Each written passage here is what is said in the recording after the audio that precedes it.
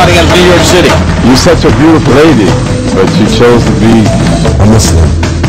For your winner, by unanimous decision, Chika Nakamura.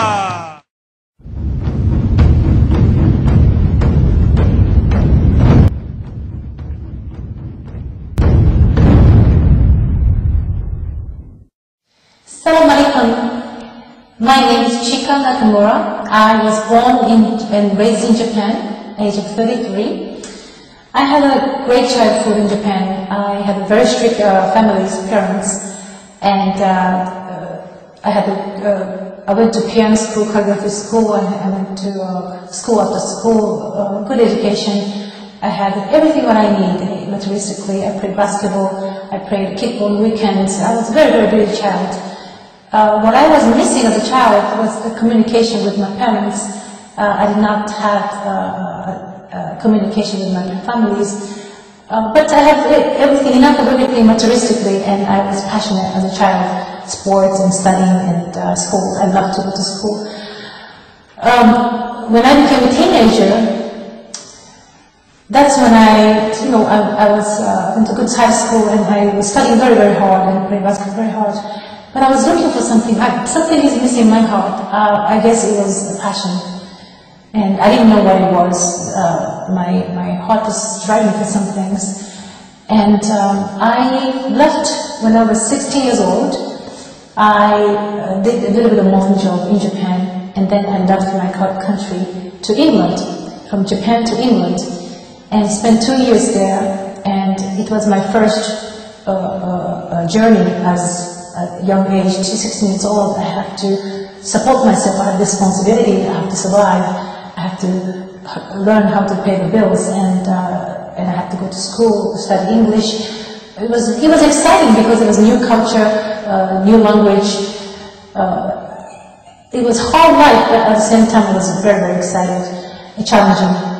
However, I learned how to survive in England, and 2 years later I came back, and my parents shocked when they saw me with dressing very well and speaking English the way I grew up as girls to older girls, teenage. And then after that I went back to Japan, and I went to Tokyo for 2 years, and it's another big city. And cities has always been exciting and challenging materialistically, and I was able to survive. When I came back to Tokyo, one of my best friends, she's from Croatia. Another friend of mine, she's from Russia. These two women really interest me in my life as one of them taught me how to drive a motorcycle. I was excited. That was something exciting me. And she taught me how to ride a bike, and I drove all over Tokyo. And one day I was waiting for the traffic light, and I see these signs. I hear the bells. And I looked up, and there's a sign of boxing. And that was the day, the time, as age 18, I started boxing. And from that day, I never looked back. It became part of my big passion. I found my true passion, finally, and my life began. At the time, the women boxing was very beginning, and I didn't have enough competition in Japan. I decided to come to the United States, 1999, which is 13 years ago. And I came to America dreaming to become the amateur champion. And in America, they had Golden Gloves tournaments at the Madison Square every year. It's been traditional boxing events and for women. And my dream was to winning Golden Glove Championship as the first Japanese woman. And in 2000, 2001, 2002, I competed 3 years in a row. In 2002, I won the championship. And from that day, my dream became to become the professional women boxer. I trained very, very hard. Everything, I sacrificed everything. I left my family, I left my friends. I had to survive in a big city, New York City. I didn't know, I was very, very poor, and I don't know how to survive, how to get this through as a woman boxer. Every day is a pressure, physically, mentally, financially, every way it was challenging. Overcame with every test. It was hard, it was very, very hard. But one big thing happened to my early career as a professional. was injured. In my third fight, I got serious injuries, and the doctor told me the first warning, you might have to think about something you should do. In the very beginning of my career, I said, no, I'm not going to stop. So my dream is to become a women boxer as a professional, and my very beginning of career, I had a serious injury. That was my first hardships that I really have to overcome. As an athlete, having an injury it's the biggest fear, and I had it in a very early stage of my professional career. And the doctor told me to maybe it's time to stop boxing and find something else to do.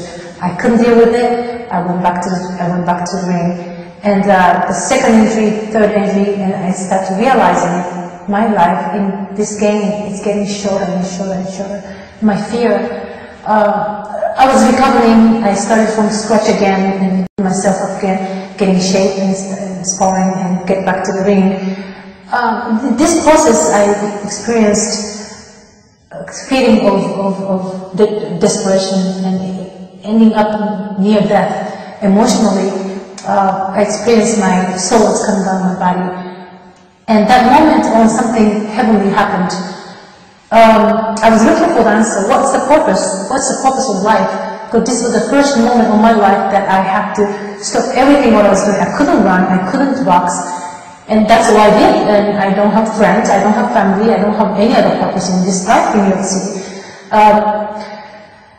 And I looked for the answer. What's the purpose of life? Why I'm here? Why I came from Japan? Why I'm boxing? For what?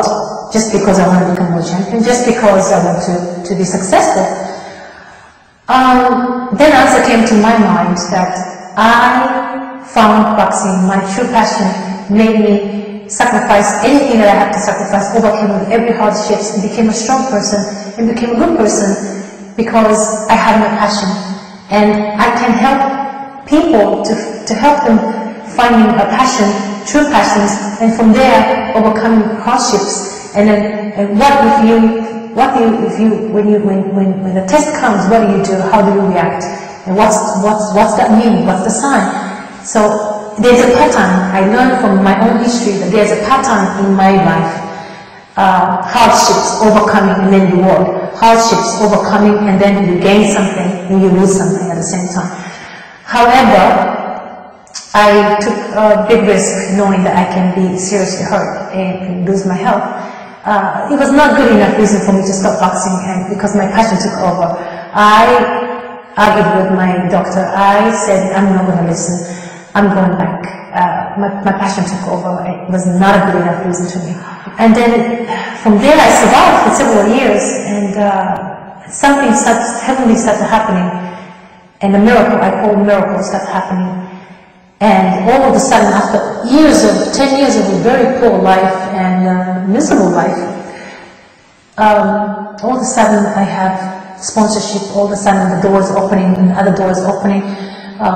Many new things happening in my life, and I just felt like this is it, this is my time, I'm going to be the champion, finally.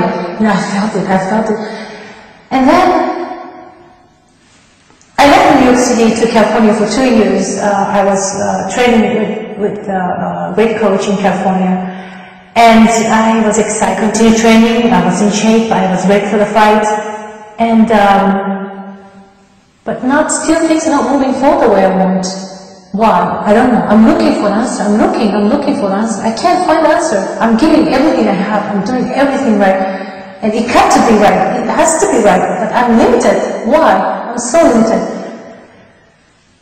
I look for the answer for every successful people in a financial field, in a political field, and in a business field.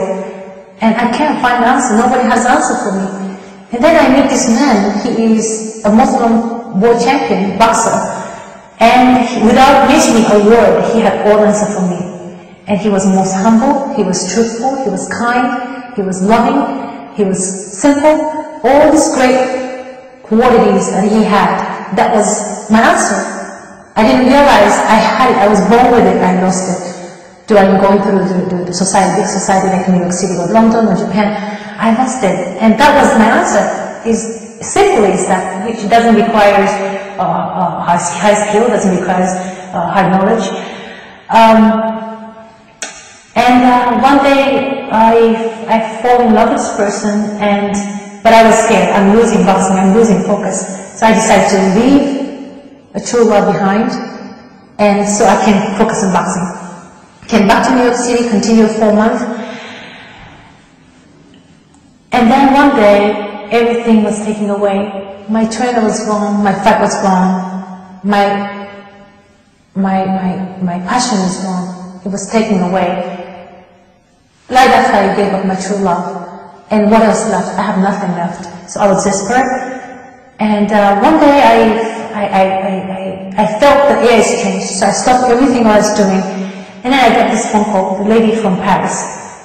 She told me the piece of puzzle is missing, but everything else you're ready. What's the piece of the puzzle? The piece of puzzle is about the Creator. You don't know about the Creator? You have to study, you open the Bible, go to the church, and learn about the God. So I did. I went to Hindu ceremonies, I went to church, I went to temple, Buddhist temples, I went to mosques. That was my last stop. And in the second that I arrived in the mosque, I put my forehead down on the ground and prostrate, and then the tears come out of my eyes, and my heart and my soul deeply said to me, it took me a long journey to come back where I'm coming from. And that didn't, that immediately I wanted to be Muslim. And I started going to the mosques on Friday, and I took a Shahada, and I became a Muslim. It was 6 months ago.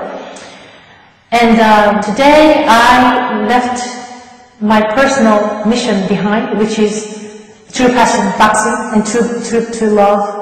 Someone that I truly loved and wanted to get married, I left behind because I have a new mission today, which is, my new mission is to embrace Islam to my country and hopefully to the world, and that became my passion and that became my mission to me today. And so I was sad because it's hard to let go of something that you love so much, your passion, your love, it's so hard, but to me, this is the right thing to do. And this is gonna be bigger challenging than boxing or anything else. And I finally, Allah touched my heart, and I'm willing to serve Him the rest of my life and embrace Islam as best I can, and that's gonna be my new mission. And I'm very happy. I have peace in my heart.